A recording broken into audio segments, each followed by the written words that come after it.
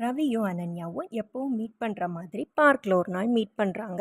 அப்போ அவங்க future ambitions பற்றி பேசிகிட்டு இருக்காங்க.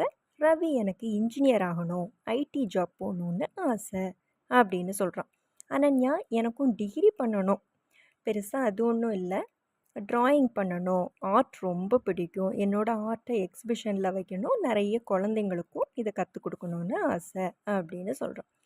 ரவி நான் உனக்கு ஹெல்ப் பண்ணுறேன் அப்படின்னு சொல்லி ஒரு இடம் பார்க்குறான், அரேஞ்ச் பண்ணுறான், ஏழை குழந்தைங்களுக்கும் கற்றுக் கொடு அப்படின்னு சொல்கிறான். அனன்யாவும் ஹாப்பியாக அதை ஸ்டார்ட் பண்ணுறான். ரவிக்கு அனன்யாவும் 2 காலேஜை சஜஸ்ட் பண்ணுறான். இப்படி இவங்க லைஃப் ஜாலியாக போயிட்டுருக்கு. அனன்யா பண்ணுற வேலை அவங்க அம்மா பிரியாவுக்கு தெரிய வருது. பிரியாவுக்கு ரவியை ரொம்ப நல்லா பிடிக்குது.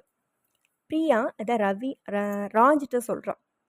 ராஜுக்கு இதெல்லாம் பிடிக்கல, இது தேவையில்லாத வேலை, படிக்க சொல்லு, இதெல்லாம் நமக்கு எதுக்கு, நம்மள்ட்ட இல்லாத வசதியா அப்படிங்கிற மாதிரி சொல்கிறான்.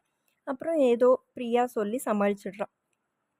அது ரவி ஃபேமிலிக்கும் இது தெரிய வருது. இவங்களோட வேலையை பார்த்துட்டு அவங்களுக்கு அனன்யாவை நினச்சி ரொம்ப பெருமையாக இருக்குது. நல்ல பொண்ணு, நல்லது பண்ணணும்னு நினைக்கிறா அப்படின்னு சொல்லிட்டு விடுறாங்க. இவங்க 2 ஃபேமிலிக்குமே ஒருத்தர் பிடிக்க ஆரம்பிக்குது.